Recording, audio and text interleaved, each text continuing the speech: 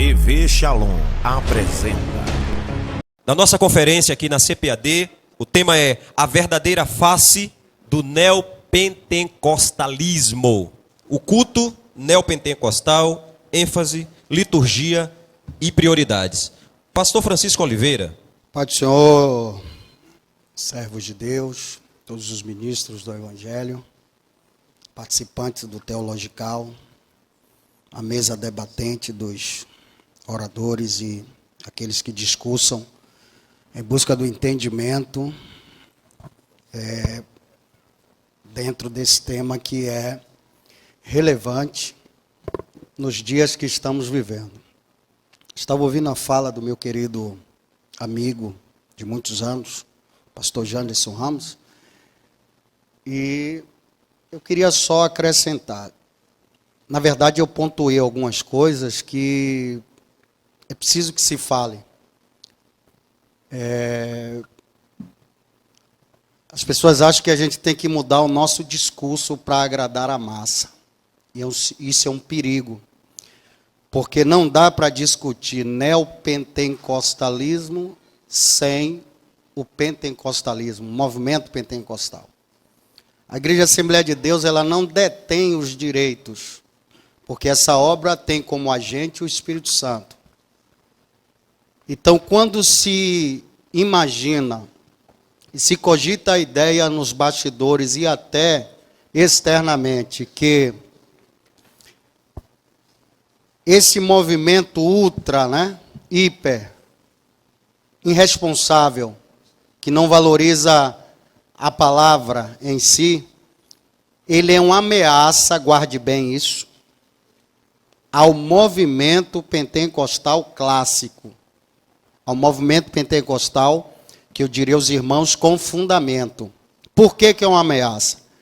Já se cogita a ideia de que existe a possibilidade desse movimento clássico pentecostal cair em extinção no Brasil. À medida em que a oposição do ultra-neopentecostalismo cresce e eles exploram a carência do brasileiro, nós estamos falando especificamente do Brasil, explora a carência porque o brasileiro em si ele é movido por crendices e superstições. Para ele é mais fácil acreditar no copo de água, para ele é mais fácil na garrafa de água, no sal, na folhinha, porque ele está em busca de resolver os seus problemas, Como o comportamento da liderança é tendencioso e ele conhece a essência do brasileiro, ele vai atender a necessidade. Atendendo a necessidade, não existe mais vontade de participar de um movimento tradicional, de um movimento clássico, de um movimento conservador, que é o contrário, é o contrapartido. Eu diria aos irmãos que é completamente diferente, anda na contramão, porque para a gente adquirir o milagre, a bênção material, Jesus primeiro manda valorizar a minha conduta cristã, a minha fé cristã, a minha vida cristã. Então eu pontuei rapidamente aqui, falando dessa questão da extinção. Aí alguém pode dizer, mas pastor, isso é impossível acontecer no Brasil. Notem que na Inglaterra houve, talvez na história da igreja, o maior movimento avivalista. John Wesley, ele sacudiu a Inglaterra e posteriormente outros vultos da história da igreja, A chamada Nova Inglaterra, Estados Unidos da América, foi sacudida pelo movimento pentecostal, que inclusive, na época quando chegou nos Estados Unidos, a denominação desse movimento era Holiness Movement, quer dizer, movimento de santidade. Não era simplesmente o milagre, as línguas estranhas, os dons espirituais. Havia um despertamento por conta desses pregadores, todos eles, o Edward, Whitefield, o próprio Moody, para provocar na igreja a sede de buscar santidade. Porque aí é que diferencia o neopentecostalismo do movimento pentecostal. Não existe movimento pentecostal sem estar atrelado à santidade. Então, você vai hoje na Inglaterra e não vê mais nada. Não existe nem os pavis que fumega. Na verdade, toda a Europa morreu. As únicas igrejas que estão fazendo respirar um pouco são as brasileiras, as latinas que chegaram lá. Mas quando você vai na Europa, por exemplo, hoje os grandes templos, inclusive um dos templos que John Wesley fundou, o islamismo tomou, arrematou em leilão e passou a haver uma igreja agora islâmica. Então, se eu, enquanto Assembleia de Deus, enquanto não só Assembleia de Deus, mas aquele que valoriza o movimento pentecostal, não lutar como nós estamos lutando, porque esse propósito aqui é uma luta não só para defender a nossa... Não é uma ideia, isso aqui não é uma ideia. Nós estamos defendendo aquilo que vivemos. Se não houvesse despertamento, o Brasil corre um sério risco. Esse foi o primeiro ponto que eu gostaria de falar sobre o perigo da extinção, a ameaça. O segundo que eu estava analisando ontem, eu fui dormir por volta das 4 horas da madrugada. Às 4 horas da madrugada... e o Espírito Santo falou comigo aqui sobre a questão da substituição. Quando se fala de extinção, logo se entende substituição. Por exemplo, quando a mulher perdeu a dracma, que ali também é um simbolismo da igreja, né?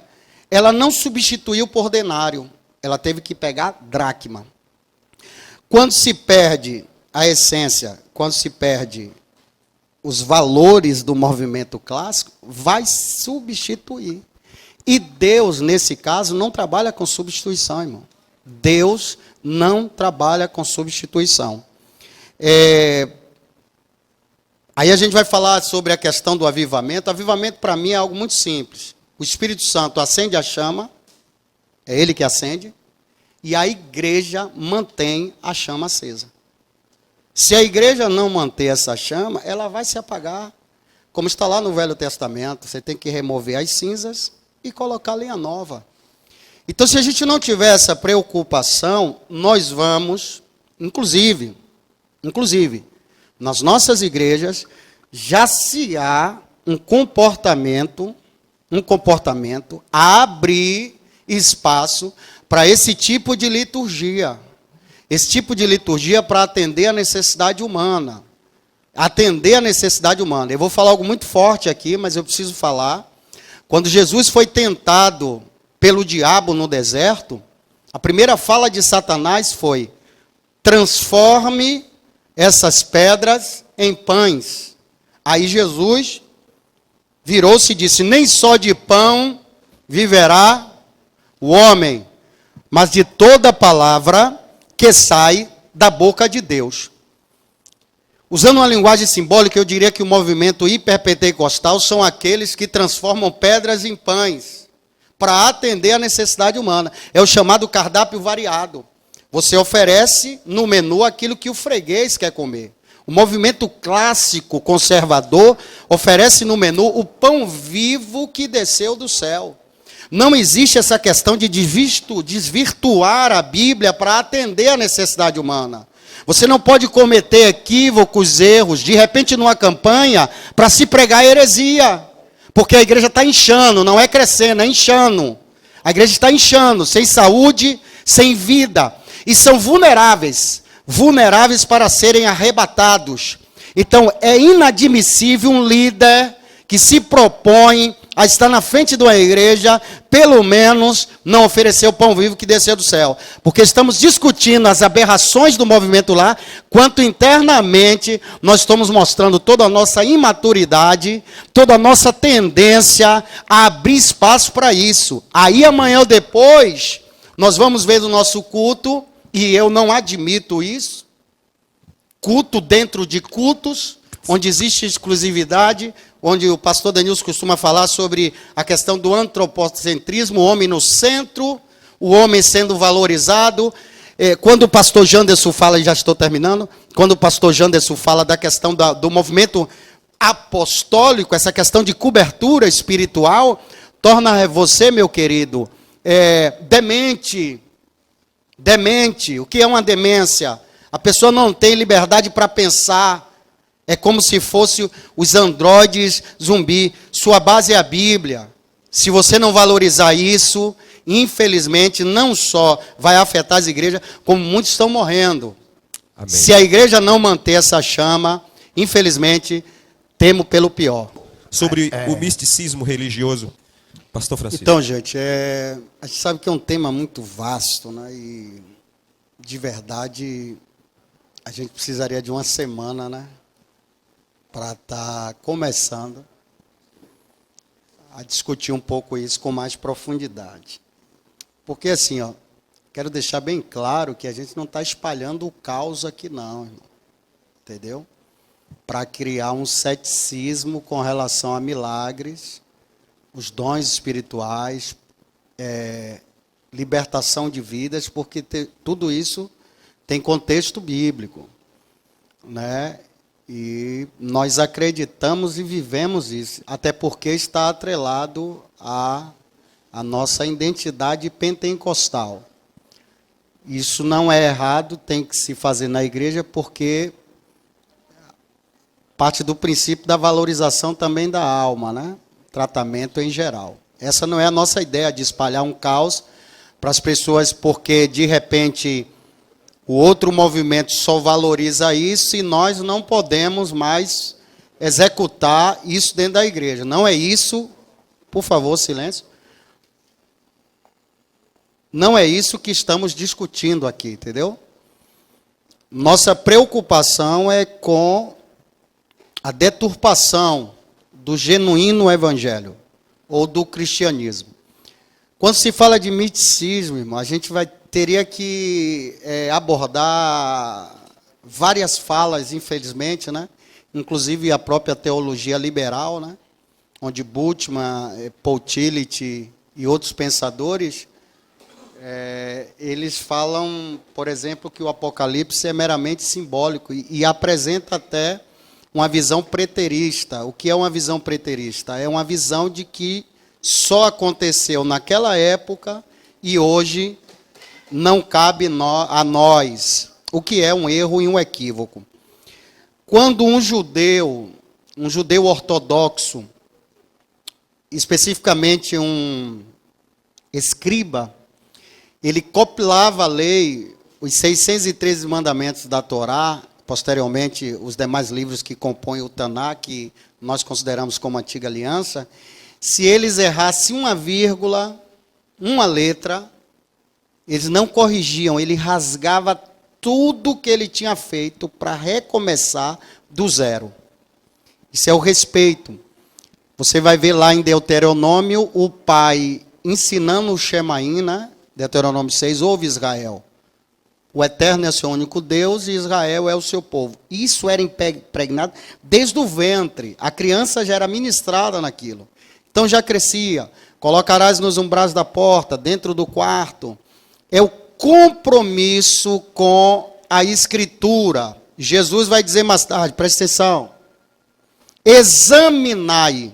Exame não é uma leitura esporádica para se criar um tema e criar uma campanha. Examinai as Escrituras, porque testificam de mim, e nelas contém a vida eterna.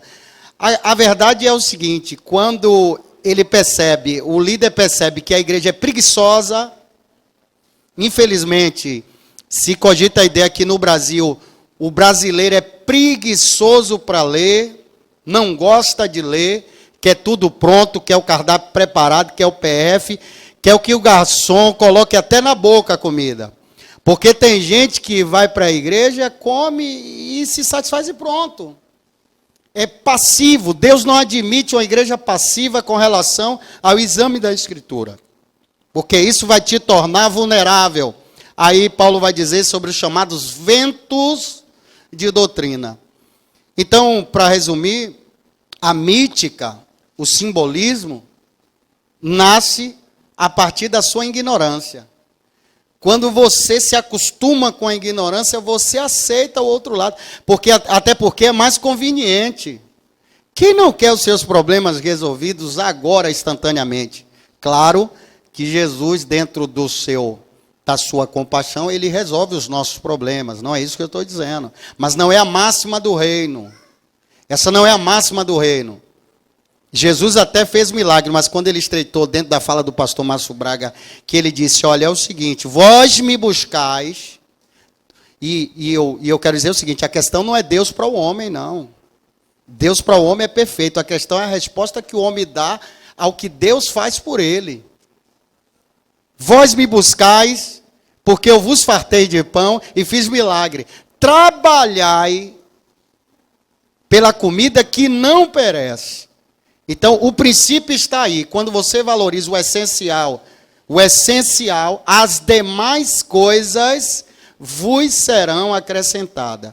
Isso, a mítica, ela é explorada, volto a dizer, por causa da ignorância. Porque eu, particularmente, isso é uma coisa pessoal, qualquer um que assume o microfone, na minha igreja, eu aprendi com os meus primeiros pastores, se ele cometeu uns equívocos, às vezes de esquecimento, a gente releva, porque o ser humano está sujeito a ele. Mas se, categoricamente, lançar heresia, eu não levanto a mão para glorificar, pode ser ele o bispo primaz, o internacional. E outra coisa, a vontade que me dá é tomar o microfone, se eu conhecer e ter a certeza de que ali é uma deturpação, corrigi-lo e depois disso, agora volte a pregar. Porque se a gente tomar essa postura, vai dizer, é falta de ética. Falta de ética é você violar a Bíblia, meu irmão. Falta de ética é você não respeitar a palavra. Porque é um perigo muito grande. E aí eu vou entrar, que eu sei que aqui está cheio de pregadores, né? Graças a Deus por isso.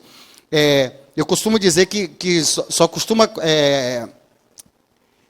conquistar a massa, os ouvintes. Mas o púlpito, às vezes não se preocupa. Aí vê o líder lá, que está todo dia dando pão de cada dia. A sua igreja não glorifica com a sua mensagem. Você diz, ele é frio.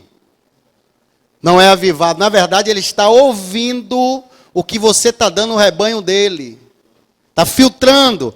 Quando ele percebe que tem uma consistência, uma consolidação bíblica, aí você vai ver o pastor levantar a mão e dizer glória a Deus. Amém?